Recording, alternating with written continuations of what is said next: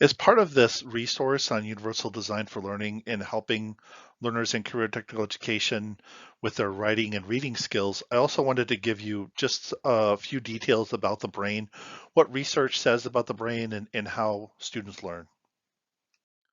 When we're talking about multiple means of engagement and multiple means of representation in UDL, one of the things that is an assumption is that we're also thinking about the sensory information or how students are perceiving things. At any given moment, your brain is receiving thousands of signals, sensory signals from your body, but only some of them bubble up to consciousness. So until I say, what's happening with the bottom of your foot or how does it feel, you that probably wasn't something on your mind. It really takes that calling attention to it for it to become something that you're perceiving. And the same thing becomes important when we're working with students. It's really important that we're understanding their perceptions, what they're perceiving. Because if we're not calling attention to certain details, they won't perceive them. As experts, you know what you're looking for, whether it's in culinary arts, the way that someone is, folding batter, if it's in welding, someone's hand position as they're making a pass, you understand all those things implicitly. What we're trying to do and what's important is that we call those things out so students understand them. And in particular, with writing skills, we have to give them information and that sensory information about what is important about a particular piece of writing, what's important to know in this case about their writing. So that feedback becomes important as well. Calling out what they should pay attention to, what they need to perceive is a really big part of UDL. Another important concept is that thoughts and thought patterns, we as human beings have anywhere from 30,000 to 50,000 thoughts a day. Almost all of those thoughts are recurring thoughts, meaning we have the same kinds of thoughts day over day. And our patterns become, something that we gravitate towards. And we really have to think about, how do I disrupt those patterns? How do I disrupt the typical thought process of a student so that I'm sure that they're grabbing onto the things that I need them to grab onto? So using those ideas, using that understanding that we want to break students' patterns, whether those are thoughts about not being successful or thoughts about disengagement, we really need to break those and help students think differently in a UDL process.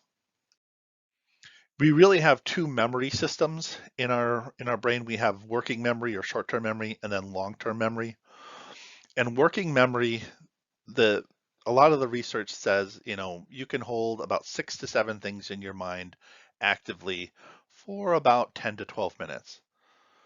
Now, most of that research was actually done on phone numbers, so I'm a little skeptical of that number. I think it's much lower. I think it's not, well, not much lower. I think it's more like 3 to 5 for most people.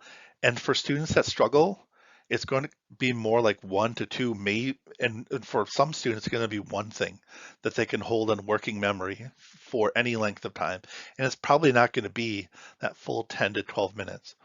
So when we think about that barrier to what it is that we're doing, we really want to think about, okay, how do I break up or chunk what I'm doing with students, particularly if it's with writing and reading development? How do I break this up so that students that may not have the working memory capacity of a lot of other students can still work with this? One way that I would do this is to really use a 10 to 2 kind of perspective. For every 10 minutes of things that you're teaching or discussing, especially if they're new, especially if they're hard, you should have at least 2 minutes of processing time. And in that processing time, students have a chance to work with a peer, maybe write down their thoughts, write down their experiences so that they can start to take some of those things that are in working memory and encode them into long-term memory, and also explore misunderstandings. This is the great opportunity during those 2 minutes or the right after those 2 minutes for the instructor to follow up and say, what were the things that you talked about in your peer group? What were the things that you wrote down? And then to unpack those things, to kind of normalize this idea that we're learning this together and it's going to be difficult and we're going to take our time in doing it. Another concept that I think is important is that of encoding.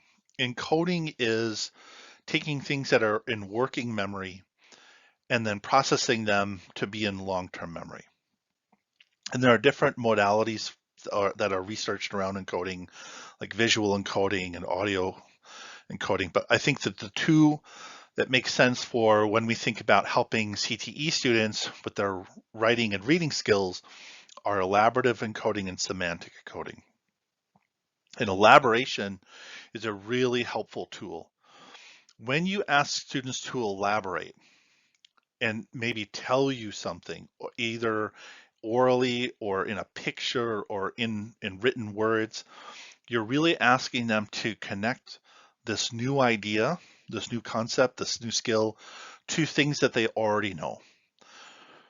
They are literally going back to things they already know or have experienced and building those connections. And when those connections, those neural connections are made, it makes it easier to take whatever you're teaching them into long-term memory and for it to become more usable.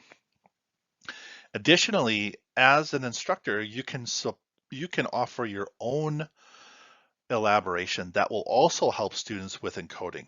So for example, you might have a writing assignment and you're going to say, to get started with this, I'm going to focus my writing based on this initial starter sentence. The idea I identify most in this process is blank. And then that helps them get started. It also shows them, if you describe why you're using that prompt or why you're starting with that sentence, it gives them an understanding of how an expert reader and writer goes about the task.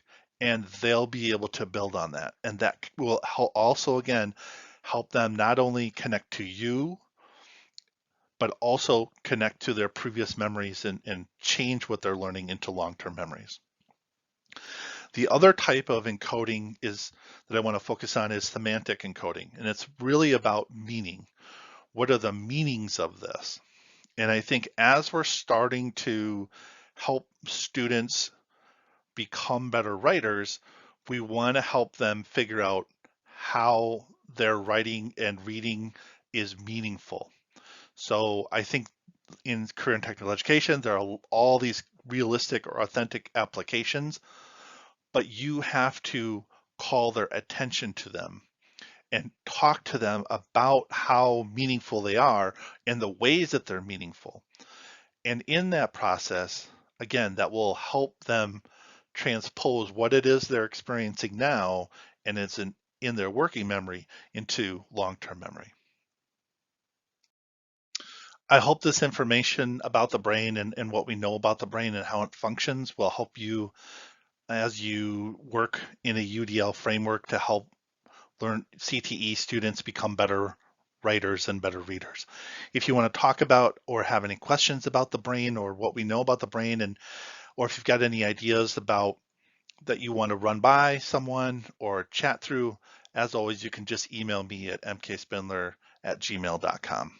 Thank you and good luck on your journey.